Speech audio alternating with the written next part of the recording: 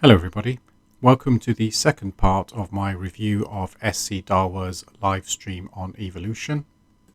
Different creatures, common example, apes, monkeys, and many other animals, have very similar DNA to us humans. Does that mean, is that proof, conclusive proof, that humans and apes and other creatures come from a common ancestor? The answer here would depend on what you mean by conclusive proof. If you mean proof in a mathematical sense, then obviously no. If, however, you mean a scientific proof where there is an overwhelming preponderance of evidence that to doubt it would border on reality denial, then the answer would be yes. So the answer to that is no. And the reason it's no is the same reason it's no if somebody says humans have orphan DNA, which chimpanzees and apes and other things don't have.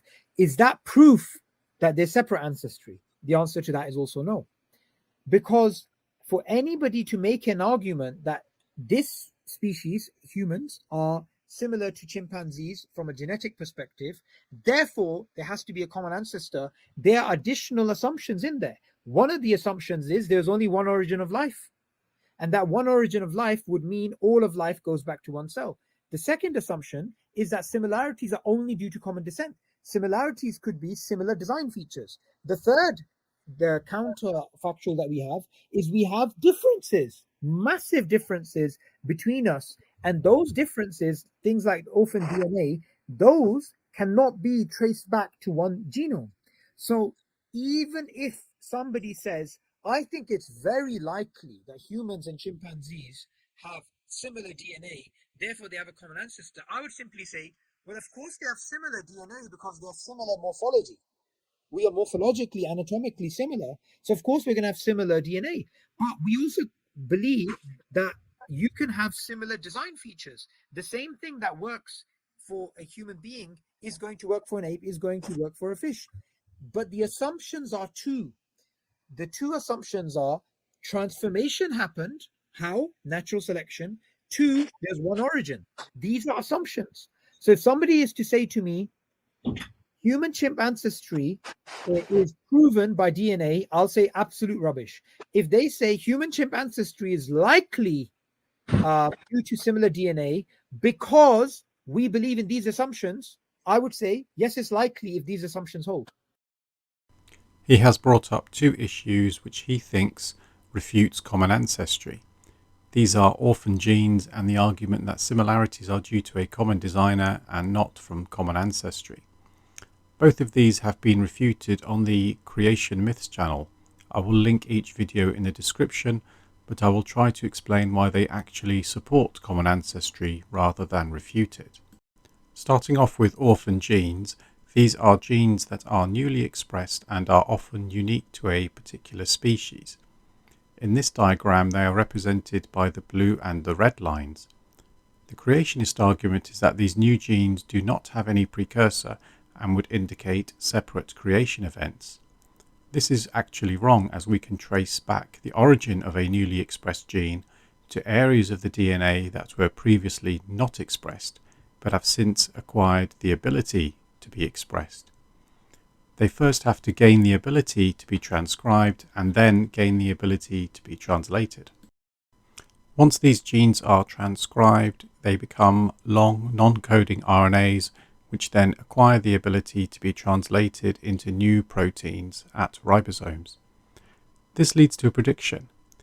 If long non-coding RNAs become these de novo or orphan genes, then we should be able to find ancestral long non-coding RNA in related species. This prediction has been shown to be correct. This paper, which I will link in the description, showed how the ancestral sequences for orphan genes in species of rice have been found, including all the steps from becoming non-coding to a new gene. The paper traced the origin of orphan genes in various species of rice. Further evidence that orphan genes support common ancestry is when they are shared above the species level. There are orphan genes that are shared between chimpanzees and humans. It is far more likely that these orphan genes originated at a single occurrence in a common ancestor, shown here by the turquoise line, then for there to have been separate ancestry of chimpanzees and humans with separate development of identical orphan genes at the same place as would be indicated by these red lines. So orphan genes actually support common ancestry, as we can trace the origin of orphan genes backwards to find similarities which are greater with similar species. This is much more likely to be due to common ancestry than with independent creation events. The second statement he made is that similarities could be due to a common designer rather than common ancestry. To refute this, we need to understand the concept of homology. This is a similarity due to shared ancestry. The strength of this explanation is its ability to make predictions. Here we can see how opsins, which are the proteins which detect light, form the basis of all eyes, and their evolution can be traced back to a common ancestor which did not have eyes but did have opsins. This is a prediction that was made if homology is correct and was confirmed to be true. A creationist would say, well, that's just because they have a common designer. We can try and test this out. Dr. Dan Stern-Cardinal explains this excellently, and I will show this now. So the creationist argument in response to all of this is, that's just common design.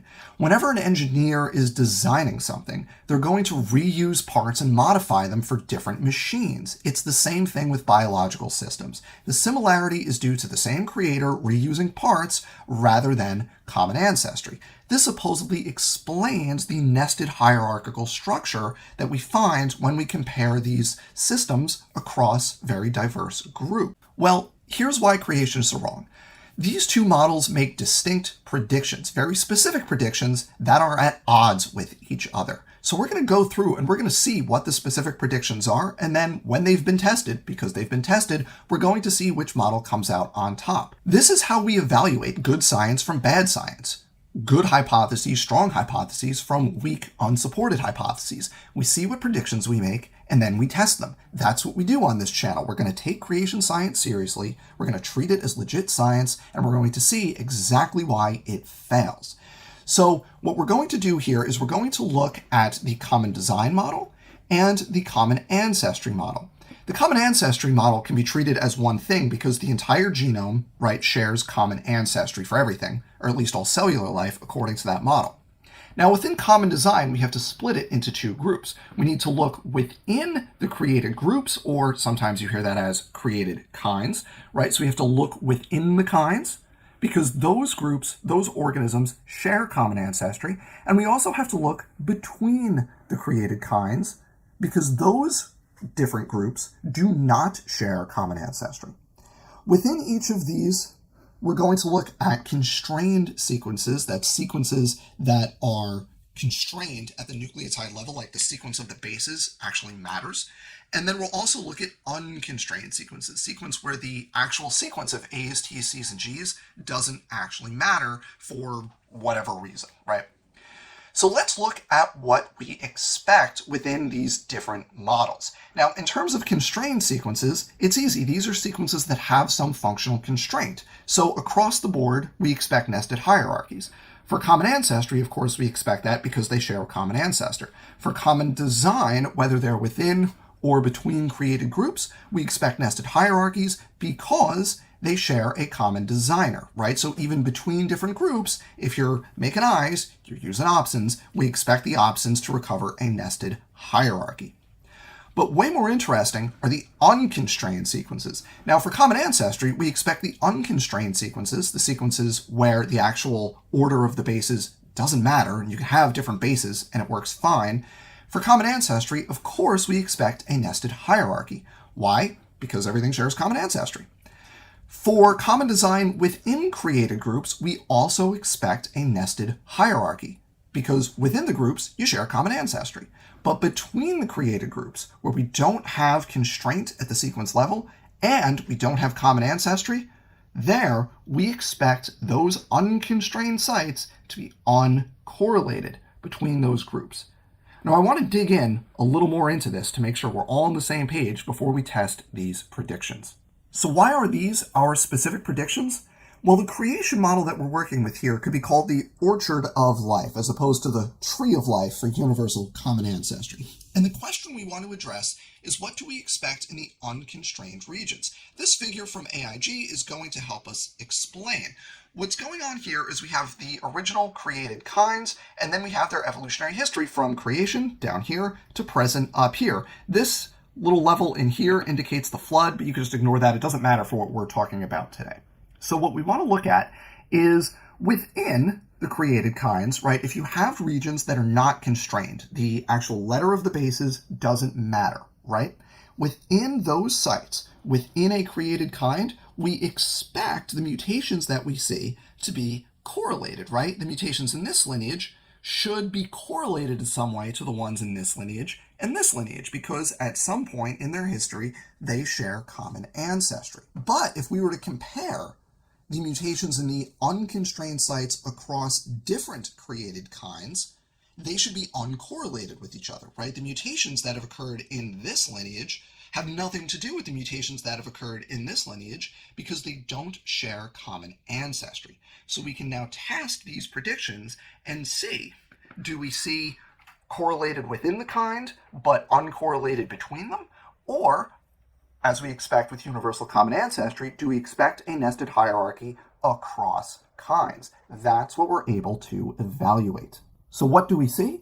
Well, we find nested hierarchies in constrained and unconstrained regions. Let's look at these unconstrained regions. We can look, for example, at regions called ERVs, endogenous retroviruses. That's ERV. Those are viruses that integrated into a genome at some point and then broke, and now they're just kind of stuck in there. And we know from looking at lots of different genomes that ERVs are unconstrained. They accumulate mutations at a rapid rate, indicating that the sequence of the ERV is not constrained. And in fact, most ERVs are largely degenerate. Much of them is actually been lost over evolutionary time. What do we find when we look at ERVs? Well, we can reconstruct, for example, primate phylogenies based on their ERV sequences. We can also look, that's one paper from 1999. In another, we can look at how we can recover distinct groups of mammals like simians and rodents, and they fall out separately. Now, creationists would clearly call them different kinds, different created kinds. So there's no reason you should get this nice nested hierarchy if they didn't share common ancestry according to the creation model. You can also look at sites within genes that are not constrained. These are called wobble sites, and there's different hypotheses about the degree to which wobble sites are limited by selection in terms of their variation, but in general, selection acting on wobble sites is extremely weak.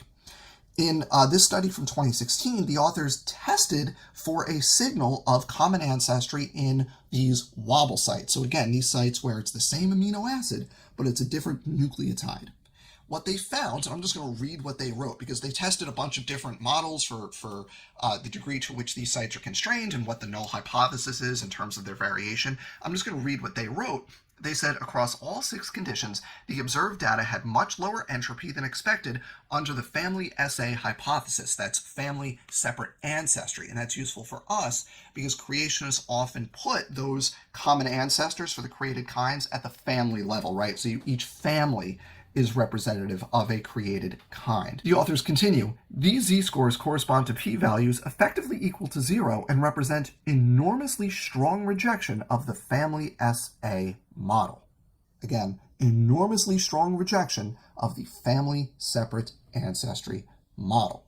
So what we have here are separate predictions from the common design versus common descent hypotheses, and we have here direct refutation of the common design hypothesis by showing that its predictions are not just wrong, but are completely wrong. They are the opposite of what we actually find. This is an excellently explained rebuttal to the common designer argument. In summary, the same changes in the DNA from endogenous retroviruses, for example, would be way orders of magnitude much more improbable to have happened multiple times in separate ancestry than if they occurred once in common ancestry. Orphan DNA, which is DNA that humans have that chimps don't have. So that seems to contradict the narrative of humans and chimps having common ancestry. But then their quote unquote refutation, or not refutation, but their way of addressing that, dealing with that, is orphan DNA isn't really orphan DNA. It's something else. And could you clarify again what that was? Well, they're going to say in the future we're going to find those ancestor lineages. We don't have them now, but we will. This is completely wrong. As we have seen, we can trace the origin of these orphan genes. Their paradigm is naturalism. Right. There's no God. Obviously, yeah. All species have to go back to one common ancestor from their perspective. It has to. It religiously has to. It religiously has to. So it doesn't matter what the data says. They will always go back to common ancestry. This is laughably ridiculous. Common ancestry is the best supported explanation for the diversity of life, especially when looked at through the genetic data. There is no intention to purposefully exclude God when the best explanation does not require it. When Carl Linnaeus, a theist, tried to create a classification of life in 1735, he discovered a nested hierarchy of life which would only make sense in multiple lineages of common descent. Paul Nelson, he's a philosopher of science, and he's the one who predicted the success of these orphan genes about 20 years ago. He put his neck on the chopping board, right? And he proved to be right. Now, alhamdulillah, on my channel, I've done maybe 15 hours of content with Paul Nelson. I just did one last night, and we started a new series on orphan DNA, and we just filmed episode 4 yesterday. So I would recommend everyone go in there, because what Paul does, he takes all of these contentions that you're talking about, and then he breaks them down. This is something that I've heard him repeat before, that the creationist Paul Nelson made some astounding prediction about orphan genes. I cannot find his prediction anywhere in the published literature. Perhaps he made it in creationist circles.